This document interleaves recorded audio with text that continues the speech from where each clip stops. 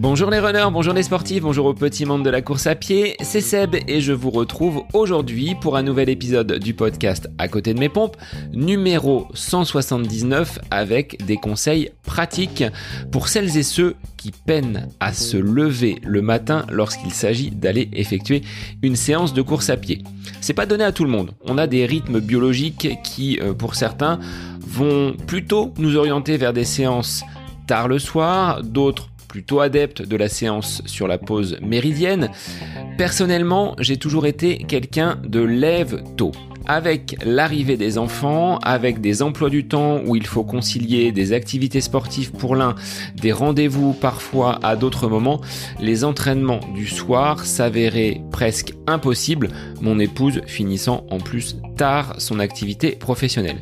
J'ai donc basculé depuis ces dernières années sur des entraînements qui se font tôt le matin. C'est une habitude que je prends, que ce soit l'été. Alors là, à cette période estivale, c'est relativement facile. Il fait jour relativement tôt. La météo est plutôt clémente. Lorsqu'il s'agit le matin, en plein hiver, d'enfiler ses affaires et de partir courir, c'est parfois un petit peu plus compliqué. Cela dit, avec les quelques conseils que je vais vous prodiguer dans la suite de cet épisode, vous allez être en mesure de tirer de nombreux avantages à la fois physiques mais également pour votre perception mentale de courir tôt le matin. Alors voici mes 5 astuces pour vous aider à y parvenir. Courir tôt le matin, mes 5 conseils, c'est le nouvel épisode du podcast À côté de mes pompes. Bonne écoute à vous.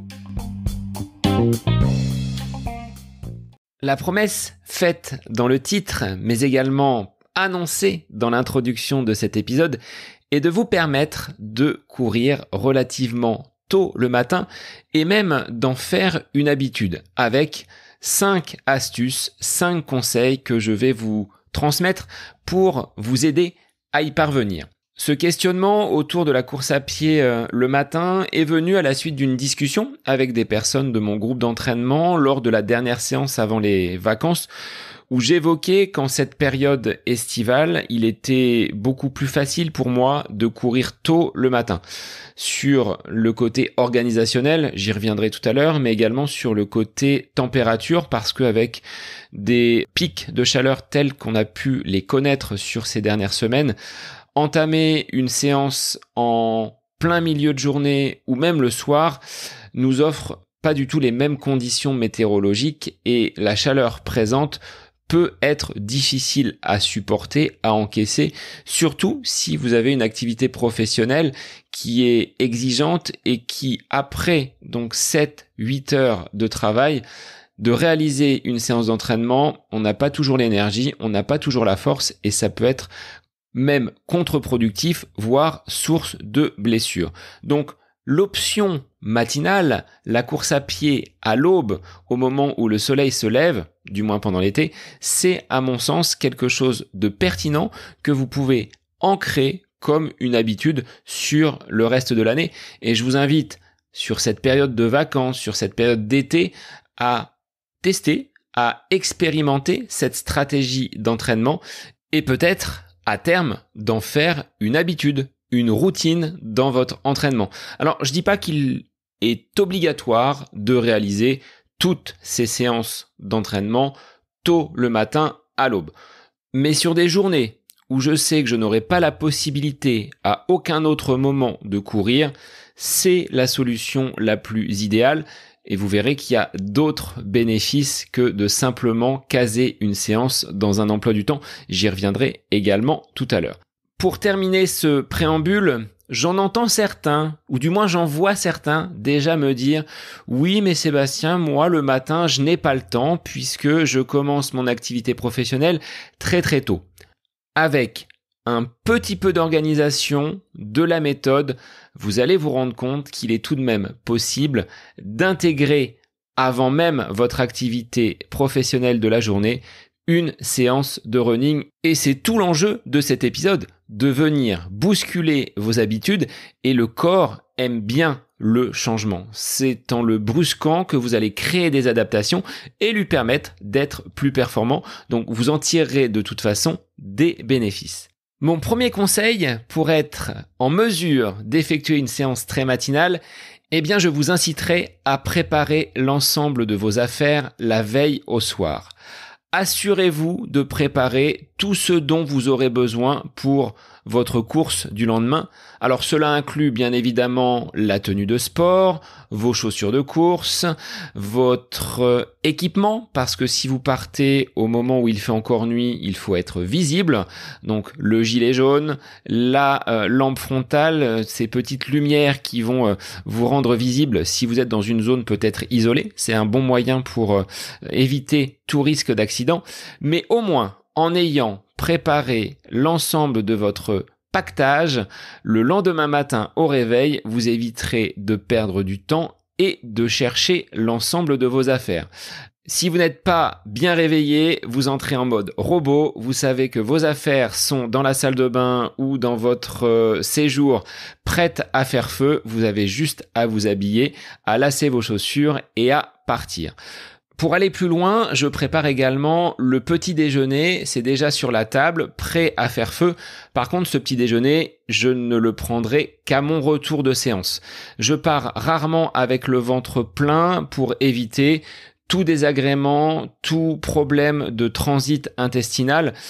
En partant sur des séances très matinales, j'ai observé à de nombreuses reprises que le transit était quand même bien accéléré. Donc, il faut parfois prendre ses précautions avant de lasser les chaussures et de lancer la montre. Ça m'arrive quand je suis autour de la maison à tourner dans mon lotissement de devoir faire un passage express aux toilettes avant de pouvoir entamer le corps de séance. Alors je sais pas s'il y a des personnes qui m'écoutent et qui sont du domaine médical, il y a peut-être un lien entre une activité physique tôt le matin et mon transit intestinal.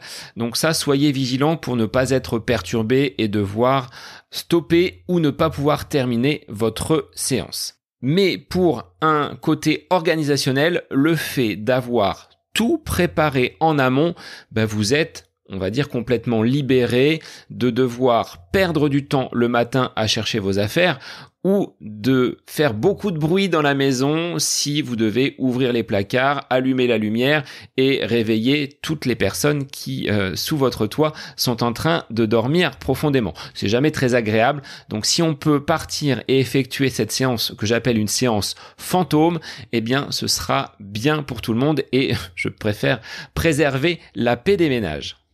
Alors pour celles et ceux qui peinent parfois à se lever, qui disent « j'avais mis le réveil, finalement mes affaires étaient prêtes, mais au moment de partir, j'ai préféré rester sous la couette et prolonger ma nuit », je vous donne une petite astuce, c'est que le réveil, la montre, l'outil qui va vous sortir de ce sommeil profond, je le place jamais à côté de mon lit, il est dans une pièce à part, ce qui m'oblige à me lever pour aller le stopper et donc une fois que je suis levé, j'ai plus qu'à prendre mes affaires et à partir. Ça c'est le petit conseil, la petite astuce pour les gens qui auraient cette difficulté à se lever et à se mettre en action dès le matin.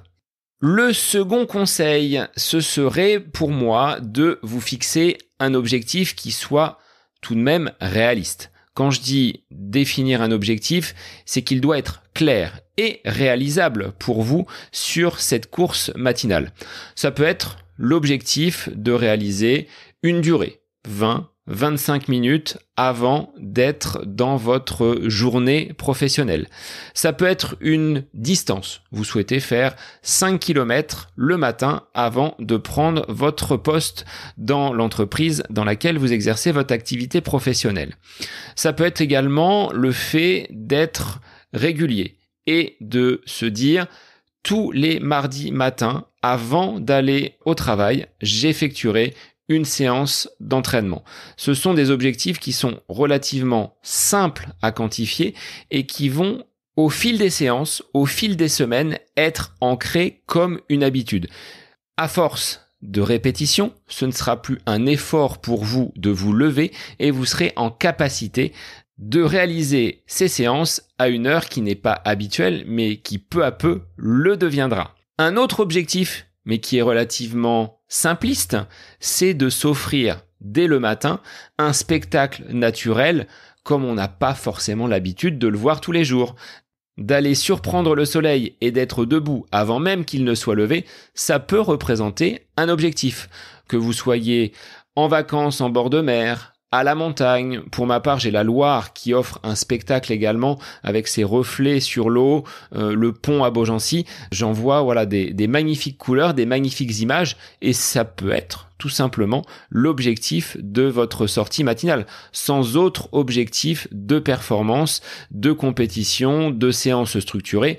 Le simple fait d'aller s'offrir ce spectacle naturel. Bon, ça revient tous les jours, il n'est pas toujours là, mais au moins d'avoir fait cette démarche pour aller essayer de le surprendre, c'est pour moi un autre objectif que vous pouvez vous fixer lors de ces sorties très matinales. Bien évidemment, pour performer, courir et se lever en bonne forme le matin, il faut dormir suffisamment. Ce sera mon troisième conseil. Le sommeil est un facteur de toute façon primordial. Je vous renvoie à l'épisode qui est sorti très récemment, enregistré avec Rémi Urdiel. Il nous indiquait qu'aujourd'hui, on était à moins de 8 heures de sommeil par jour et par adulte, et ce n'est pas suffisant. Alors nous sommes tous le soir assaillis de tentations, l'envie d'aller veiller un petit peu plus tard, de regarder une série, de sortir avec les amis. Mais lorsque vous avez prévu une séance le lendemain matin très tôt, il faut que vous puissiez bien récupérer et d'avoir un sommeil qui soit suffisant. Entre 7 et 9 heures, ce qui implique en fonction de votre heure de lever, d'avoir un rétro-planning. Pour ma part, lorsque je réalise des séances à 5h30, 6h le matin, c'est 22 heures maximum au lit.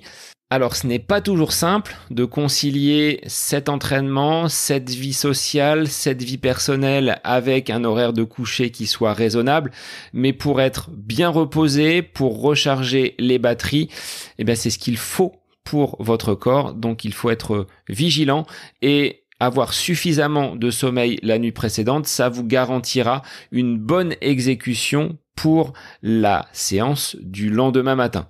Si vous avez moins de sommeil, vous allez être plus fatigué. Quand on est plus fatigué, il y a des risques de blessures qui sont accrus.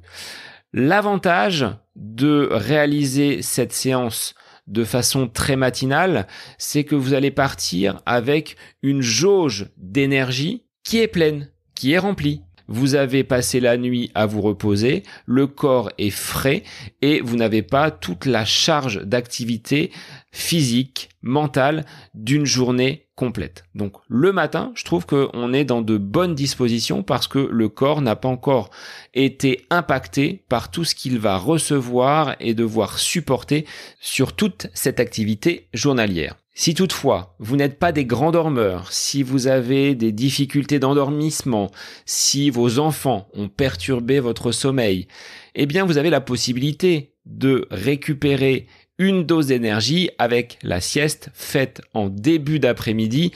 Cette petite rustine de sommeil supplémentaire que vous intégrerez dans votre milieu de journée, cela ne remplacera pas les bénéfices d'une nuit complète de sommeil, mais vous pourrez terminer votre journée tranquillement et aborder sereinement l'enchaînement de vos séances avec déjà une dose de récupération qui aura été apportée à votre corps. Ce n'est pas négligeable, malgré cela, aussi courte la sieste soit-elle.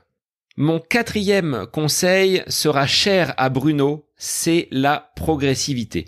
Pour commencer à vous entraîner, si vous n'êtes pas habitué à courir tôt le matin, ne vous imposez pas immédiatement des séances d'entraînement intenses. Commencez par des sessions relativement courtes avec très peu d'intensité et puis augmentez progressivement la durée au fil du temps, les intensités qui vont être de plus en plus présentes. Cela vous permettra de vous habituer à cette nouvelle routine Lorsque j'attaque une séance très tôt le matin, qu'elle soit en endurance ou avec de l'intensité, sur les premières minutes, je vous indiquerai que je ne cours même pas.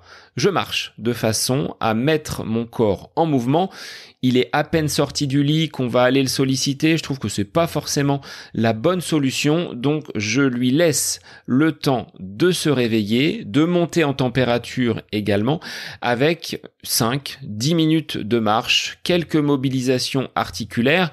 Et quand j'attaque la phase de course, là aussi, ça va se faire de façon très progressive avec un rythme qui est très très lent. C'est du tout petit trot. Vous voyez, on n'est même pas sur du footing. C'est juste mettre un pied devant l'autre et aller à une allure de marche active un petit peu plus poussée. Ça, c'est très important puisque notre système cardiovasculaire, c'est comme une voiture que vous voudriez démarrer le matin. Si à peine dans la voiture, vous allumez le contact et vous allez appuyer pied au plancher, vous pouvez être sûr que vous n'allez pas aller très loin et ce sera problématique pour votre moteur. Donc, allez-y progressivement. Aujourd'hui, moi, je suis en mesure d'avoir des séances qui vont se faire à l'aube avec du seuil, avec du tempo. J'irai pas faire malgré tout du 30-30, de l'intervalle training très très intense sur des heures, on va dire, très matinales. Je privilégie des séances avec une forme de régularité et en milieu de séance, j'ai ma gourde puisque je garde quand même ce côté hydratation pour des séances le matin et une petite collation que je peux prendre également en milieu donc de séance de façon à certes avoir le ventre vide, ce qui est agréable de partir tôt le matin avec un estomac qui est, on va dire, pas surchargé par l'alimentation. Donc il y a ce confort-là, ça ne convient peut-être pas à tout le monde, mais en ce qui me concerne, ça marche plutôt bien. Mais en milieu de séance et très rapidement, une fois que j'ai terminé mon entraînement, retour à la maison, petit déjeuner, et c'est à ce moment-là que je viens recharger les batteries. Donc la progressivité, c'est aussi que vous ayez cette capacité à vous écouter, à vous connaître et à ressentir ces sensations d'une course à pied très matinale dont vous n'avez peut-être pas l'habitude. Prenez avec vous une compote, une barre de céréales, une pâte de fruits, si toutefois votre corps venait à vous envoyer quelques signaux d'alarme. Cela dit, je le répète, progressivité, on commence par de la marche active avec une montée en température et pour vos premières séances, ne mettez pas beaucoup d'intensité. Ça peut tout simplement être de l'endurance fondamentale très très lente mais qui, au fil des semaines, sera complétée par un petit zeste d'intensité. Mon dernier et 5e conseil serait pour vous l'astuce pour être assuré de vous lever le matin et de ne pas manquer ce rendez-vous. Le conseil est de vous trouver un partenaire d'entraînement, d'avoir quelqu'un avec qui courir tôt le matin. Ça peut rendre cette expérience beaucoup plus agréable et plus motivante. Trouvez un ami, un membre de votre famille qui partage votre intérêt pour la course à pied. C'est un engagement que vous allez prendre envers cette personne. Vous vous donnez rendez-vous à un point donné. Là, vous n'allez pas pouvoir vous manquer. C'est-à-dire que si vous savez respectivement l'un et l'autre que vous avez convenu d'une séance le lendemain matin au bout du pont à 6h30, vous devez être au rendez-vous. Donc là, c'est un boost de motivation, ce que je n'ai pas de mon côté. J'ai personne pour venir me secouer du lit et me sortir de mon sommeil, mais je sais que pour bon nombre d'entre vous, notamment dans des grandes villes, c'est l'occasion de partager un moment donc matinal avec donc cette passion commune pour la course à pied. Donc allez demander à vos partenaires d'entraînement respectifs s'ils seraient prêts à vous accompagner sur une sortie matinale. C'est pour moi un bon moyen de ne pas manquer cette sortie et de la reporter au lendemain, de procrastiner comme on le dit parfois. Et je sais que certains me l'ont avoué en préparant leurs affaires la veille. Et le matin venu, la séance est passée à la trappe parce que vous n'avez pas eu ce courage, cette motivation, mais ce n'est que partie remise. Ne culpabilisez pas si vous passez à côté d'une séance matinale. Vous aurez tout loisir de vous rattraper le lendemain ou le surlendemain. Voilà quels étaient mes 5 conseils pour vous permettre de courir tôt le matin. Je vous invite donc à tester, à expérimenter et à peut-être en faire une habitude, une routine sur les prochaines semaines et les prochains mois.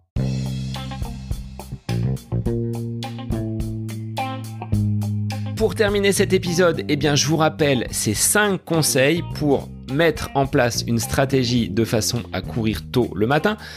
Premier point, préparez vos affaires la veille. Ainsi, vous ne perdrez pas de temps à les chercher le lendemain matin.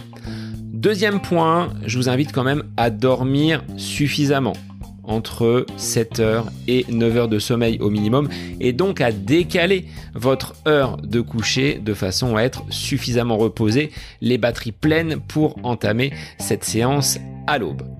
Troisième point, fixez-vous un objectif réaliste, que ce soit de courir sur une durée, une distance ou, comme on le répétait tout à l'heure, d'aller chercher le lever du soleil, un beau panorama, un cadre naturel. Vous en serez émerveillé et vous ramènerez en plus de belles photos dans vos objectifs. Quatrième point, commencez progressivement. On ne va pas mettre d'intensité sur ces premières séances très tôt le matin. On privilégie l'endurance fondamentale et même avant le début de la séance, on va commencer par marcher, mettre le corps en mouvement, le faire monter en température. Prenez l'image de la voiture, on n'appuie pas accélérateur, pied au plancher dès les premières secondes, moteur allumé. Cinquième point, je vous invite tout simplement à trouver un partenaire d'entraînement avec cet engagement que vous aurez envers lui. Ainsi, si vous programmez une séance à une heure et sur un lieu donné, vous ne pourrez pas manquer ce rendez-vous. Qui plus est, ces séances matinales n'empiéteront pas sur votre vie familiale. C'est ce que j'aime appeler les séances fantômes. Ce sont celles où vous partez, tout le monde dort, vous rentrez et tout le monde dort encore. Après un passage par la salle de bain et une bonne douche, puis un bon petit déjeuner, vous allez pouvoir entamer votre journée du bon pied. À l'issue de cet épisode, je vous invite à tester, à me faire vos retours. Si vous êtes déjà des habitués de ces séances très tôt le matin, venez partager vos expériences sur les réseaux Facebook, Instagram, @à côté de mes pompes le podcast. Et je vous retrouve la semaine prochaine sans faute pour un nouvel épisode.